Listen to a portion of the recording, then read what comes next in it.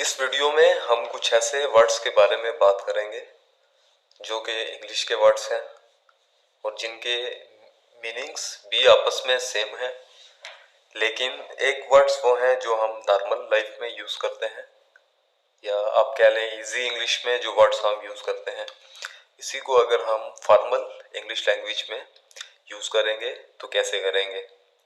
जैसे हम normally English में यूज़ करते हैं बाय, मीन खरीदना, और अगर हमें किसी चीज़ के बारे में मालूमात लेनी होती हैं तो हम उसे कहते हैं चेक करना।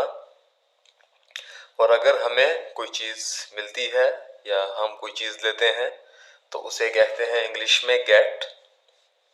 और अगर हमें किसी को ये कहना हो कि आप जाओ तो उसे इंग्लिश में कहेंगे गो। और ऐसे ही अगर हम किसी से मदद चाहते हैं या हम किसी की मदद करते हैं तो मदद के लिए नॉर्मल लाइफ में हम यूज़ करते हैं, जो वर्ड यूज़ करते हैं वो है हेल्प।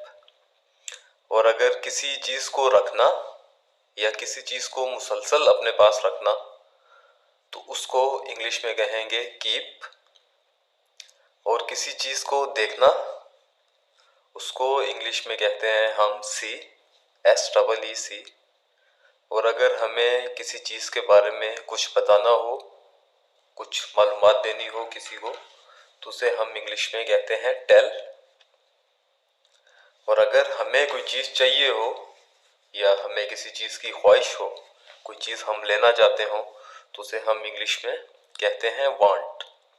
तो ये सब वर्ड्स, ये सारे वर्ड्स करेक्ट हैं, ये हम यूज़ कर सकते हैं और बहुत से लोग यही वर्ड्स जो हैं वो यूज़ करते हैं। तो इनसे इनके मीनिंग में कोई फ़र्क नहीं आता और ये वो वर्ड्स हैं जो आसानी से समझ सकते हैं हम, या जो भी इंग्लिश समझता है वो ये सारे वर्ड्स समझ लेगा। अभी हम इन्हीं वर्ड्स को मॉडर्न तरीके से अगर हम यूज़ करते हैं फॉर्मल इंग्लिश में तो हम कैसे यूज़ करेंगे। जैसे बाय का मतलब है खरीदना, ये नॉर्मल इंग्लिश है। इसी को अगर हम फॉर्मल इंग्लिश में कन्वर्ट करते हैं तो ये हो जाएगा परचेस। दोनों के मीनिंग सेम है, बाय और परचेस दोनों का मीन है खरीदना। ऐसे ही नॉर्मल इंग्लिश में अगर हमें किसी चीज़ के बारे में मालूमात चाहिए हो तो हम उसे कहेंगे चेक नॉर्मल इंग्लिश में। और वेरीफाई, और फॉर्मल इंग्लिश में हम कहेंगे वेरीफाई और चेक दोनों का मीनिंग जो है वो सेम है। दोनों का मतलब है किसी चीज़ के बारे में मालूमात लेना, लेकिन एक वर्ड नॉर्मल इंग्लिश में यूज़ होता है, एक फॉर्मल इंग्लिश में। ऐसे ही अगर हमें कोई चीज़ मिलती है तो हम नॉर्मल इंग्लिश में उसे कहेंगे गेट और फॉर्मल इंग्लिश में हम उसे कहेंगे रिसीव। दोनों का मतलब है चीज़ का लेना, चीज़ हासिल करना, लेकिन दो वर्ड्स हैं गेट और रिसीव, नॉर्मल और फॉर्मल इंग्लिश। ऐसे ही अगर हम किसी को कहते हैं गो तो गो का मतलब है जाना। इसको अगर हम फॉर्मल इंग्लिश में कहेंगे लीव तो इन दोनों के जो मीनिंग्स हैं वो सेम है। गो और लीव दोनों को हम यूज़ करते हैं जाने के लिए। अगर हम किसी को कहते हैं कि जाओ तो हम यूज़ कर सकते हैं वर्ड गो और लीव बोथ। ऐसे ही हेल्प का मतलब है मदद करना और असिस्ट या असिस्टेंस का भी मतलब है मदद करना, लेकिन नॉर्मल इंग्लिश में हम कहेंगे हेल्प और फॉर्मल इंग्लिश में हम कहेंगे असिस्ट।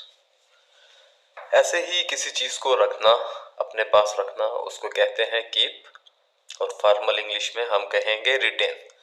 दोनों के मीनिंग्स सेम है, कीप और रिटेन दोनों का मतलब है अपने पास रखना।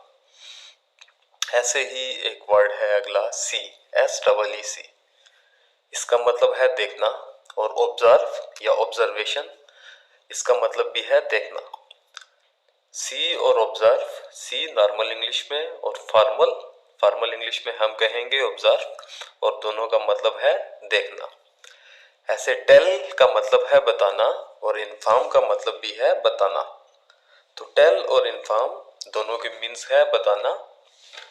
वांट्स मीन कोई चीज़ चाहिए, और डिज़ायर का मतलब भी यही है किसी चीज़ की ख्वाहिश रखना। वांट, डिजायर, नॉर्मल इंग्लिश और फॉर्मल इंग्लिश में बस यही फर्क है।